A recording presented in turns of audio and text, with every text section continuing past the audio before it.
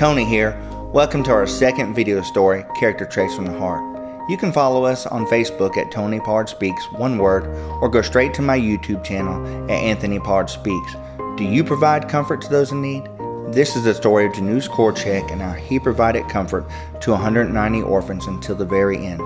In our world, where the coronavirus has some living in fear, we must find ways to provide comfort to those we love the most. True character comes from the heart. If you want to change your perspective on life, listen to each story. I will share a new story every week.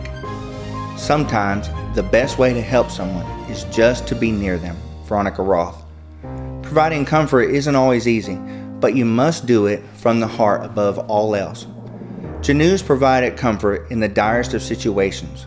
Janusz was a Polish children's author, a pediatrician, and child advocate who designed systems and programs for children.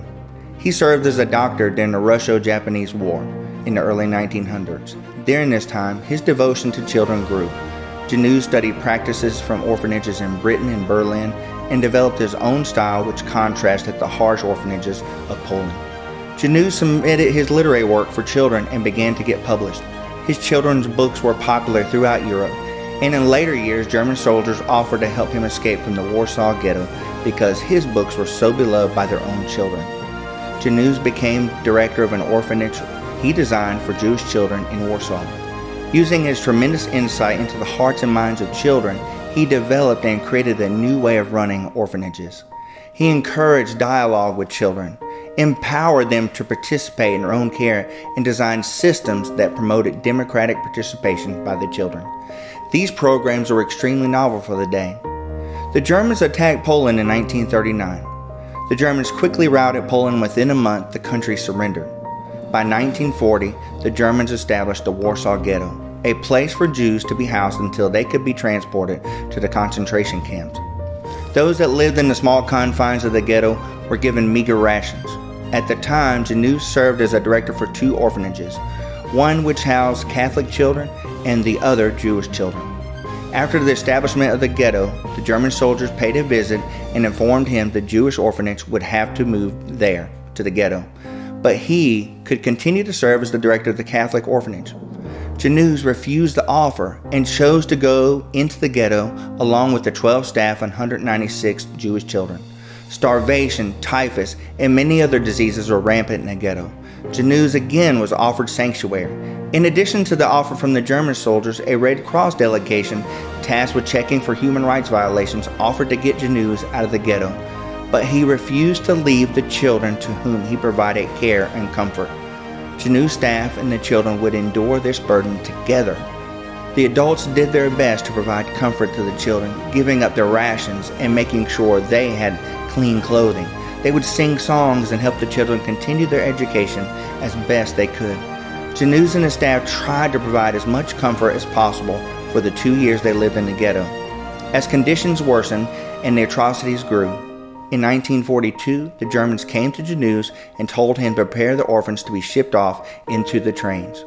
While the German soldiers often told those in the ghetto they were being transported to a safer place with better housing and higher level subsistence, Janusz knew better. He knew their destination was most likely the extermination camp known as Treblinka. Knowing Janusz's life was in peril, a friend and colleague entered the ghetto with papers that would have allowed him to be released. Janusz was incensed by this suggestion that he abandon the children and berated his friend and sent him on his way. On the day of the departure, Janusz gathered his staff and made sure the children were prepared to go to the extermination camp. Janusz had the children dressed in their best clothes, and each carried a blue knapsack and their favorite toy on their way to the deportation point. He told the orphans they were going out into the country, so they ought to be cheerful. At least they would be able to exchange the horrible suffocating city walls for the meadows of flowers, streams, where they could bathe, woods full of berries and mushrooms. They came out into the yard 2 by 2, nicely dressed and in a happy mood. Survivors of the ghetto tell stories of the orphans marching through the ghetto to the trains, singing and joyously holding hands as they arrived at the trains to be deported. Legend has it that an SS soldier recognized Janusz and offered to help him escape. Janusz gently refused and stated that he must provide comfort for the children until the very end. The children and the staff boarded the trains, never to be heard from again. Janusz lived and died, providing a heart of comfort.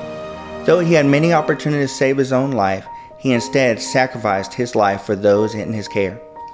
This week, ask yourself, when was the last time you provided care to someone in need? Find a way to provide comfort to someone this week. If you like this story, please hit like and share.